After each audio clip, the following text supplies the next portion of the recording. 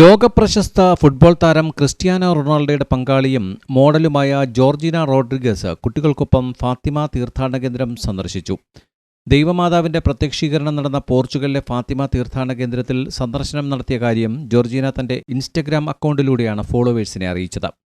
താരദമ്പതികളുടെ മക്കളായ Cristiano junior, മാറ്റിയോ, ഇവ Maria, Alana Martina, Bella എസ്മോറാൾഗ തുടങ്ങിയവരും സംഘത്തിലുണ്ടായിരുന്നു. ജോർജിന റോഡ്രിഗസ് മക്കളോടൊപ്പം ഫാത്തിമ നാഥയുടെ തീർത്ഥാടന കേന്ദ്രം സന്ദർശിക്കുന്നതിന്റെ ചിത്രങ്ങൾ സമൂഹമാധ്യമങ്ങളിൽ ശ്രദ്ധ നേടുകയാണ്. കുട്ടികൾക്കൊപ്പം മെഴുകുതിരികൾ കത്തിക്കുന്നതിന്റെയും പ്രാർത്ഥിക്കുന്നതിന്റെയും ഒരു വൈദികൻ ആശീർവദിക്കുന്നതിന്റെയും ചിത്രങ്ങളും ഇൻസ്റ്റഗ്രാമിൽ പങ്കുവച്ചിട്ടുണ്ട്.